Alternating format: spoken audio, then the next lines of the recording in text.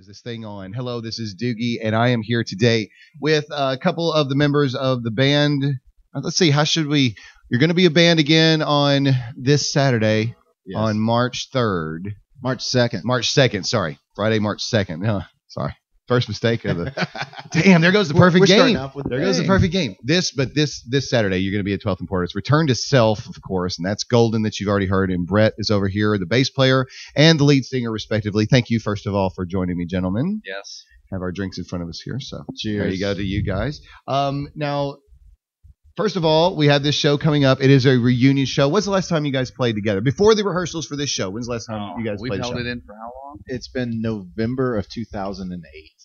Since the last time. It's been a while. 2008. Yes, it's been almost 5 years. That's really hard to believe, actually. Yeah, it's been that long. And where was that? Was that at Exit Inn? That was at 12th and Porter. No, it was probably 12th. Yeah. So same joint. So yeah, it'll be very nostalgic and something that's been on our minds probably the whole time. So, and now you guys, as I said, Brett, lead singer, Golden over here. Mm-hmm. You are our bass player for the band, and the rest of the lineup, if somebody doesn't mind running it down. We have playing with us Neil Davis on drums, Mush, Mush playing guitar, and Kenneth Hathcote playing guitar as well. Yes, Kenny. He was. We still call him Noob to this day. It's just kind of funny when my brother Brian Moyer, that used to originally play guitar, when he decided to part ways, we got Noob. Or cornbread, or what else? Now I remember cornbread. Cornbread, yeah. Well, we even went so far as to take stickers and write "noob" all over his cabinets. Nice. Welcome to the band, right? Yeah. Why were we hazing? So, we're talking about lineups, and we're talking about former, things going on in the band. It was New Vox before Return to Self. I've never asked, and I've always wondered what prompted the change from New Vox. First of all, what was New Vox? What was New Vox? Yeah. So was that a video game we played or something? Oh, no. I don't that's remember on Brett. Just sounded cool. It has an X in it. Kind of. I mean, yeah, exactly. That's a lot to it. But, obviously Vox's voice, Platinum was like new voice, new Vox. I mean, at that time, we hadn't had a whole lot of experience, with the whole thing of being a band. It was just all this dream that you first, was that now, and I don't mean to cut you off, but I always think of Joe Elliott of Def Leppard, and he would sit as a kid in high school or middle school and draw. I mean, he had Def Leppard picked out way before there was a band. Did you do that? No, I didn't. I didn't have the name, but there was a point in my life in early high school where it came together and I knew what I wanted to do. I don't know what the initial inspiration was. Other than probably playing music with my brother at a young age. Right. So that just drove us to kind of just move. He'd gotten to Nashville, and I wanted to get to Nashville as well. And so from Ohio. Okay. Grew up in Ohio, tiny little town, of course, which is probably another reason why. But so we get there, and we just literally put up an ad, and that's how we met, Golden over here. So were you next, Golden? Actually, well, I guess I was hired as the drummer. He was. And to get into your background a little bit, you were the the drumming corps, right? Yeah, drum corps, the drum and bugle corps. Drum and bugle corps. Neil did as well. That's how I knew. I almost call it the color guard. Yeah. But you didn't. You didn't spin flags. I did not spin flags. Oh, okay, gotcha. I played a drum. Yeah. You could have been a rifle. Go ahead.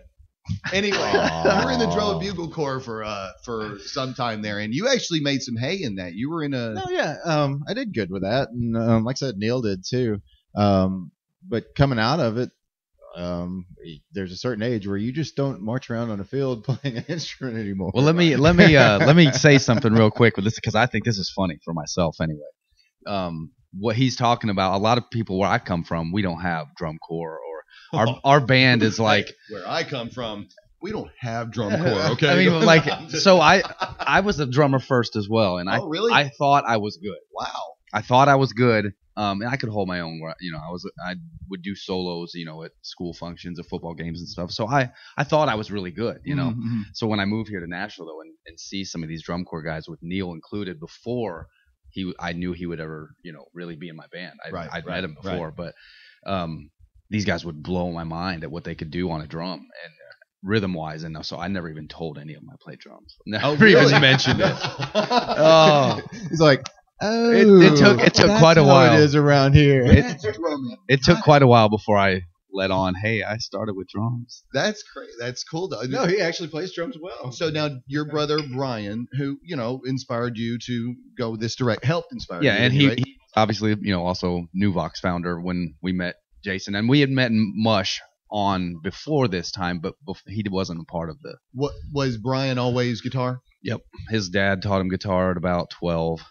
Yeah. So then you came along. You were thinking drums and ended up, and I mean it's pretty natural progression, I guess, to the other part of it. Yeah. I wasn't really doing anything. It was like I had spent all that time drumming and trying to get gigs drumming, and I suppose you were playing salsa band at the time. Oh yeah, and I just come off of playing bass in a salsa band for 3 years, which is a logical progression to metal. Yeah, absolutely. Who hasn't? I had to do that to get in the radio. Go ahead. What really? Oh yeah, I just happened to be in a salsa band as bass player. Well, no, like you're so Latin. Yes, percussion and bass. Yeah. Well, it was like I stumbled into playing in a salsa band because I was a percussion major in college. And the salsa band needed a bass player. I had always grown up with some kind of stringed instrument in my hand.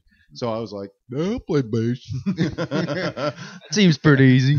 I was in a talent show in high school playing bass guitar. But I can't imagine. I figured it had more to do with, I can't imagine Neil doing anything but the drums. I guess that's just because I've only seen him drum. But no. Neil is a drummer through and through. Yeah, I mean he's a great drummer too. By the way, I just think I've never seen you drum.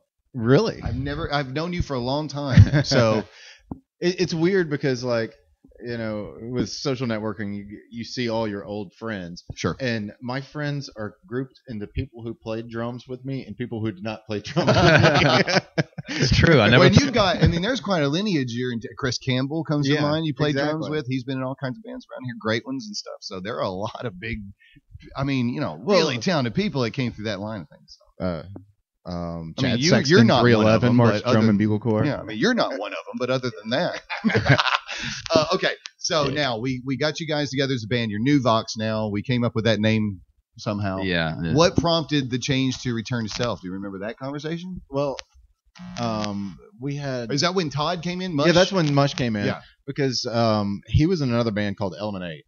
Okay. And that I remember. They were good. At the time, everybody who was in a band in Murfreesboro, meaning everybody went to MTSU as well. Yeah. Everybody practiced in one of two storage unit buildings. So, like band practice, when you went to band practice, there was like 10 other bands there with you every night. Right. And everybody just kind of wandered around from place to place or whatever. Brian went to high school with Mush. Okay, there you go. And in Ohio? Let me clear that up. Brian moved 2 years before he graduated to get in-state tuition. And that is also why I followed him. We just shed his loophole. I decided to take that, you state school government funded taxpayers and you people. Big brother was going to college and I was going to follow. Okay, gotcha. So Todd came in, and then Return to Self was after you they were in a band together when they were in high school. Oh, we don't need to take it back that far. Do we need to go? No, because they played by the pool. Salsa music. Did they play salsa? No, they played Freebird with mullets and leather vests next to the pool. You're not allowed to play Freebird unless you have a mullet. Hey, leather vests are back in, man. Oh, I'm sorry.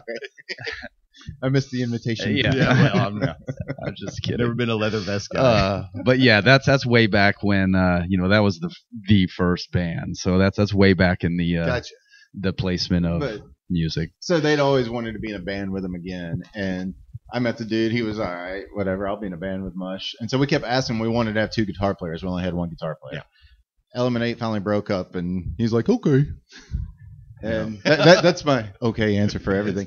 He's okay. Is that your Mush impersonation? That's my Mush. Look, okay.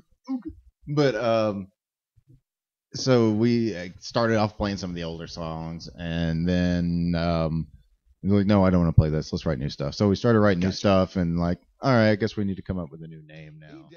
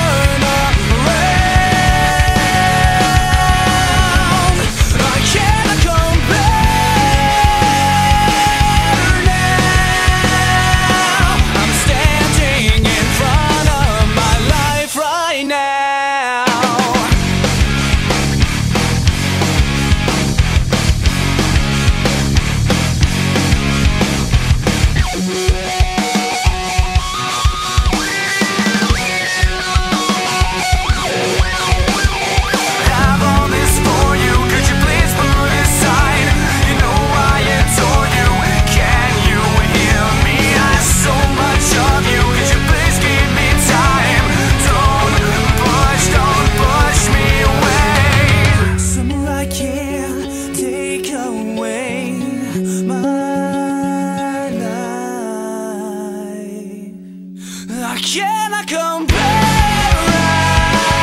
the way my life is now to what I found on dreams that somehow turn around. I cannot compare the way my life is now to what I found on dreams that somehow turn around. I cannot compare.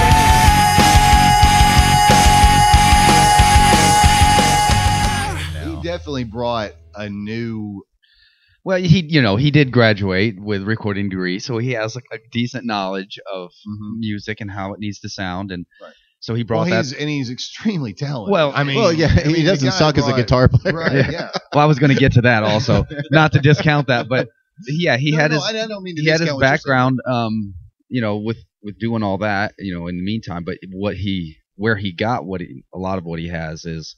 He was just one of those guys that got into the metal, kind of the heavier music so much that you literally walked into his room. This was when I first met him, long, blonde, flowy hair, like, the Nixons or whatever. And so you walk in and did you just describe what? So anyway, with the long blonde. But so anyway, Nixons? Then they have like the really Nixon's long, pretty. the long, no, the band, the Nixons. Okay, anyway. So anyway, I thought the Nelsons. That's who I was thinking of. Nelson. I thought you were talking about Nixon, Freeman, Hanley. I was like, you think Nixon has flowing hair? No. And of course, I'm old enough to go, Richard Milhouse? The Nixons. Okay. Yeah, wrong band. Nelson. Yeah, there Nelson. We go. So anyway. Wow, this conversation went in a big, weird circle. Big Nixon's fan, much. Yeah. I'm sorry, Brett. Go ahead. He is though. Yes. But no. So anyways, you walk in and he's got all these posters of all these metal bands, right? And then you quickly realize this kid doesn't do anything but sit on his bed and just play his guitar. See, I knew that guy. He could play every note of every Iron Maiden song. Yeah. He took it as far as like Dream Theater, learning those songs and playing them perfectly. It's just like, dude. And then we forced him to play with us. Yeah. That's true. But that's kind of the point I want to make. Here comes a guy that comes in with that background into somebody that you guys, had. I didn't think of your sound being quite that, toward that Dream Theater and Avenged Sevenfold, and and you guys now. I don't want to get too ahead of ourselves. We're still talking about what we're talking about, but you guys are described a lot of different ways. I think every band is described a lot of different ways. Mm-hmm. But I hear a lot of people describe you as like a Seven Dust sound or something along those lines. Is that okay with you? No, I mean, that's cool because at the time when we were doing our thing, the bands we listened to were Seven Dust. We listened to Breaking Benjamin. We listened to 30 Seconds to Mars. I would say we definitely would listen to music like that and say, oh, I like this about this. Let's bring it in. What we took from those sounds was we liked watching a crowd bounce. Gotcha. Sure. And so like when we first started out, our goal, like we would specifically write parts. We go, ooh, and we get through this chorus, and this is the perfect lead up for when everybody jumps. Yeah, we would definitely write for the live show. We were right for it. Yeah, exactly. Yeah. And it was like, okay, how can we ensure that we still have everybody's attention when we get to this bridge? I hear you. Yeah. That was the way we wrote things. And that's the way Seven Dust does things. They hit you heavy, and Morgan Rose screams something. Right. And we're like, oh yeah, here it comes. We're gonna do this. How can you cut it loose when your hand is on the noose? It's being wound for our heads. We've been at war before, but never really close the door. It's not over. It's never over. We swore we never knew that before. Never responsible for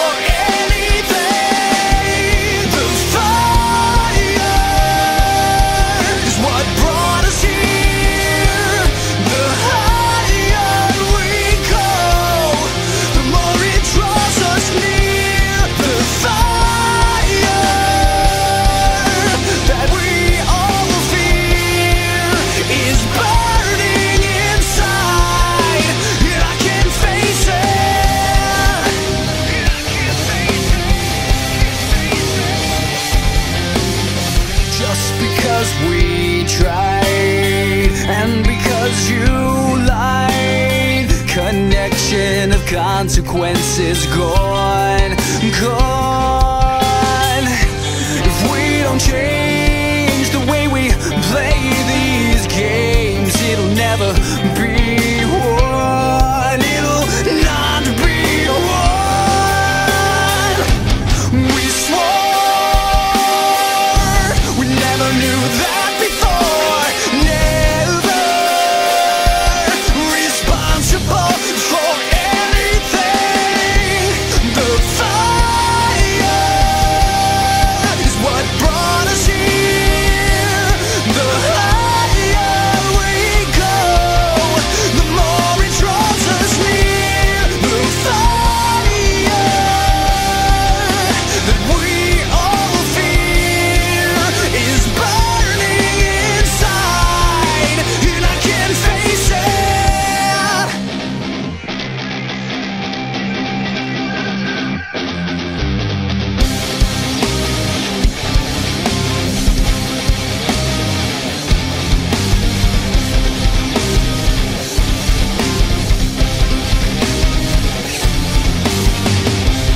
We were so wrong.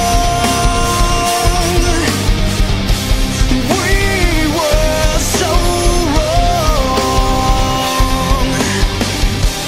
The fire is what brought us here. The higher we go, the more it draws us near. The fire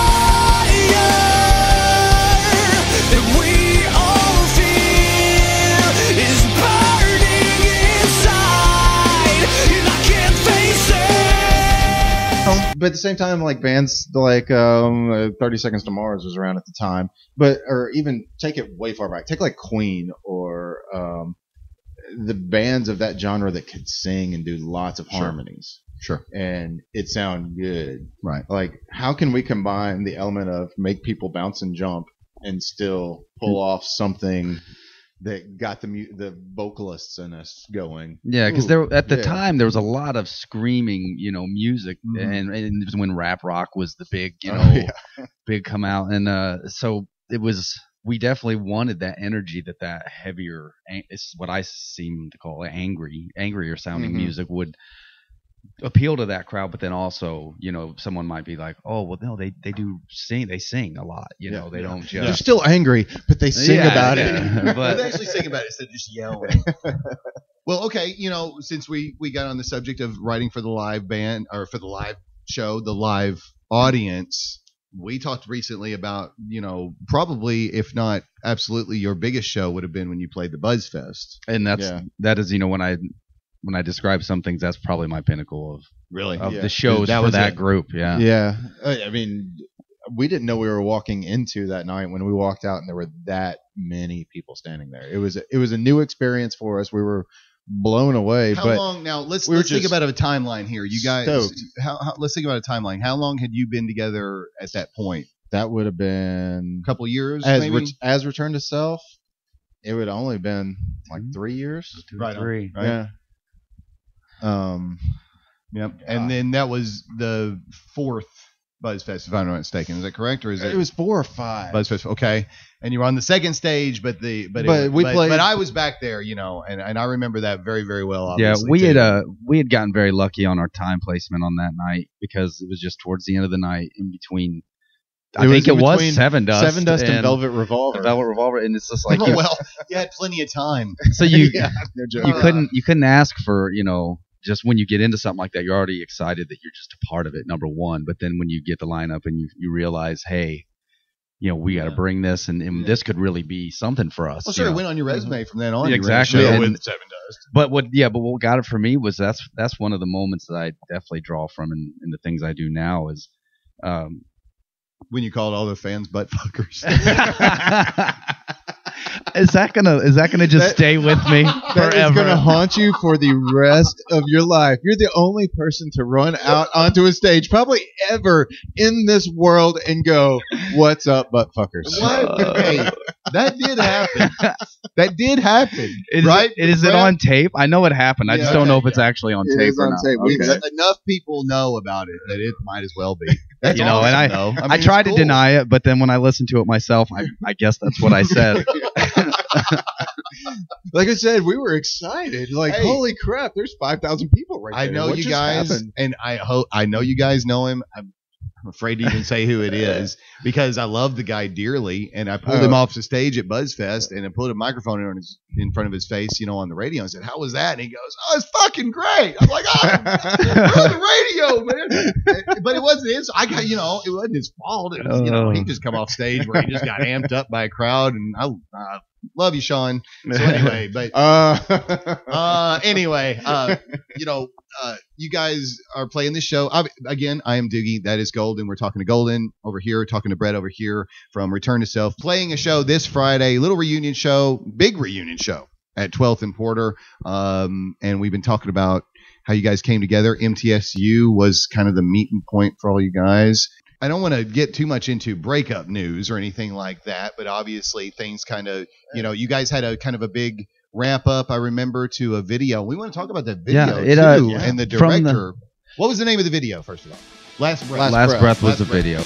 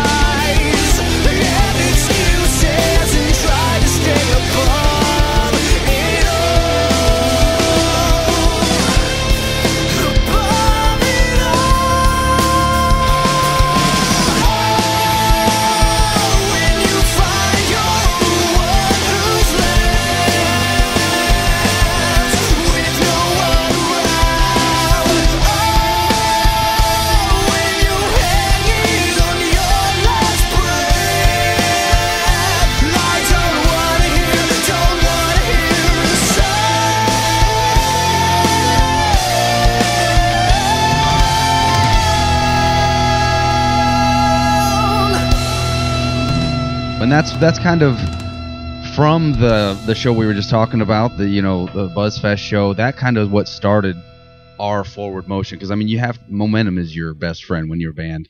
You're trying to get do what you're doing, and so from that point on, just kind of led up to the pinnacle of, for us, I think, is the video that we had done by Dustin Marcelino, which and it's really cool. Really good. It was just one of those situations where, you know, you got connected with somebody that was fresh, had ideas flowing like nobody's business, and just wanted to do something. And, you know, he knew he wanted to do something with the music video. It's just hand him something and he was ready to go. He wanted to be a director as much as we wanted to be rock stars. Exactly. Yeah. Well, I guess he's doing it now. From what I understand. Yeah. I was just reading. I saw on the internet today that a film of his called The Identical is coming out at some point this year, and it's got Ray Liotta, Ashley Judd, Seth Green. Wow. I mean, a pretty heavy-hitting list. That's pretty excellent. That's awesome. And I want to say it's something on the subject matter of a musical family through a time period from like the 50s to the 80s. Wow, interesting. What was it called again? The Identical. And his name, the director? His name is Dustin Marcelino. Yeah, Dustin Marcelino, and he's the man that directed the Last Breath video and now directing that movie. That's very, very cool. Oh, yeah. That's very cool. We're proud to say we worked with him at one point. You know? Is he from here in Nashville? Yeah. Okay. Working with him, you knew push it real far. He was just a really brilliant guy, actually. I mean, and, you know, he was really young into his video miking as a whole from front to finish video. You know, I don't think he had done too many. But yeah, he really put it together. He held nothing back. How about that? When you guys have this show on Saturday, is this, I mean, it's a fair question to ask. Is this one shot, or is this something y'all would like to do more often as a band, or is that just not probably in the cards? And now let's talk about what you're doing right now before we really talk about that, because you have things going on. Brett, you're in the band known as Adeline. It's you know, I do have the band Adeline going on, and that's something that, you know, took time to put together, and something I had thought about after you know, Return to Self had its end. You know, it was one of those things, because you put so much into a project, and then you just have to really take the time to think if you're going to really put yourself through that again. Because I mean, there's a lot of sacrifice. There's a lot of time spent to even develop an idea of a band that you're trying to do. So, I mean, we were together, how many years? 6? As a band? We were together 8 years. Return to Self was... that would have been about 7. Yeah. Wow. And so, I mean, it takes a while to develop as just even getting along, not even on a musical side. I mean, be able to stand in a room together 5 nights a week. It's a type of marriage, I have no doubt. So, you know, it's I do know how those go. I do have commitments to the project I'm in at the moment, but, you know, music is my life, and music is what I do, and I you know. And Adeline's fantastic. Yeah, and I know that you have quite a following, and you're going strong, and Golden's got you got the Blues Other Brothers thing going on, and that's yeah, you don't get it any more professional when it comes to a show band. What are you I mean, those guys. I mean, they're very, very good show. Right. You guys are in high demand over there, so I know you got a lot going on. And so I know these guys probably feel the same way. What I'm saying probably goes in all directions. Music is our lives, and, you know, if we had I'm not going to say courage, but if we were able to give it up, we already would have. Yeah. You know what I'm saying? It's a drug. Yeah. Yeah. So it's something that I know I'll do till I die in one way, shape, or form. And, you know, I'm not going to say that it's always going to be the same people, you know, and if this brings about us talking to each other and wanting to make music again, create music again in some way, shape, or form, we'll make that happen. You know, we already know that we can do it together. Yeah. Yeah, I feel you. Yeah. It's not like we ended all mad at each other. I know you're probably looking very forward to Saturday night. Yeah, it's going to be a great night. This is, like I said, I'm sure it's been on our minds since that day we quit. It was odd how, like, the whole show coming together to be was one day. It was like over the course of a week, I put a Return to Self CD in my car for no apparent reason. Just, I'm going to listen to this. Somebody else did something similar, or somebody posted a video on the internet, right? You know, and everybody at once was thinking about the band, and then we got a phone call, and it was everybody knew what the phone call was when it came in. It was definitely some weird synchronicity going on. It was like, yeah, exactly. Just that time, and I saw the message was from Wes, and I was like, we're about to do a reunion show. Excellent. Check the text, and that's what it was. Exactly. I was like, oh, wow, okay. I guess we're going to do this. Right on. Well, you know, whether you're checking this out before that or after, you know, I'm sure it's going to be a fantastic night. It's going to be an awesome time. And I'm not going to keep you much longer here, guys, but before I let you go, Again, that's happening Saturday. But what is going on with what? You have anything coming up, Brett, that we should know about? With I do. I do.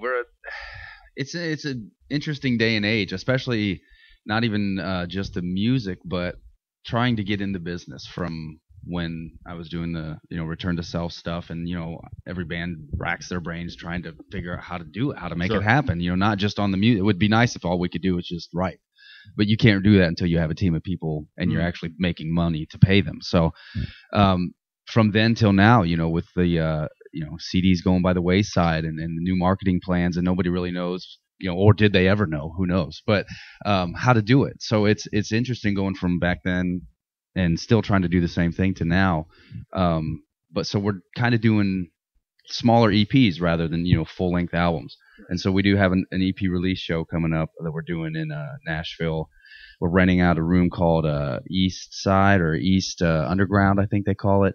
And we're going to put out a little 4-song. We have a management company out of LA and Texas that are going to front that show and that 4-song EP and see what we can do with it. So cool. And then shortly, probably in about 2 or 3 months, we'll do about 4 to 5 more, and hopefully that'll generate. Interesting. We've been having fun doing shows and playing out and writing together, but we're going to really try to push these next 4 songs and see what happens. I've said for a while, I think that the music industry may take kind of a backward step in its thinking with the way they put out new music from artists. The Cure was famous for putting out singles, and usually the single would hit, and then because you didn't have anything else from the Cure for a while, the B-side would hit.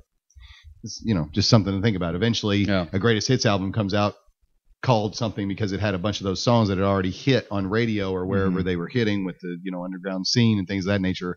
And I think it's an interesting way to put it, because it's there are only a few, when you really think about it, there are only a few great albums of music. Yes. And even great albums have those clunkers on it. The one that comes immediately to mind, and I know plenty of people that will agree with me 100%, is the Colts' Electric. Everything on there is amazing. And then you get to the remake of Born to Be Wild, and you're like, what just happened? What happened? You know what I mean? An album is not an easy thing. I've never written I can't write a limerick.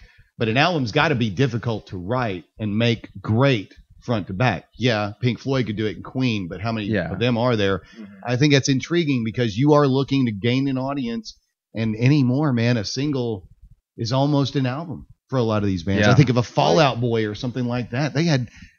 They seemed huge. They had 3 big hits, 4 maybe. But, come on. If you look back at here's an odd band. Hoobastank. Yeah, there you go. All right. They seem to their first 2 albums, every song on those records were singles, it sounded like. Yeah. It was unbelievable how much they were cranking out. I don't think they just put one out recently. I don't know how well it's doing, but it was like, oh my goodness, these guys can't do nothing but write hit songs. So was it a cohesive album? Yeah. No, I don't know about that. But they were able to at least promote an entire album. Right. In that sense. Right. But that's another thing. There doesn't have to be that string through it, perhaps. It's not Rush 2112 where you string. Right. Exactly. All right. Well, look. Hopefully we can get Adeline over here and talk about that before that show happens over there in East Nashville. Brett, that's awesome. And thank you very much for hanging out, and I appreciate that. No problem. Golden, real quick, you got anything going on? I know the Blues Other Brothers, one of the best show bands in all the Southeast, happening all the time, but there's not, you can't really promote that. There's nothing to promote there, man, but invite Golden. If you want to book us, that's right. Do it. We'll play. Yeah. Well, all right, guys. So the show again, we are taping this before the show Saturday, March 2nd. Return to Self playing their show, and we got to say, Will Kennedy also Holiday, and having their reunion. That's going to be awesome as well. It'll be and who else is on that? Trash the Brand. Jackson, Tennessee. Yep, cool. Kind of Memphis-ish area where the whole Saliva Fuel camp came from. Excellent. Excellent. Well, maybe something else to check out. So, all right. Golden, thank you. Brett, thank you. And thank you for listening. We appreciate it. Back soon. All right. Thanks, dude.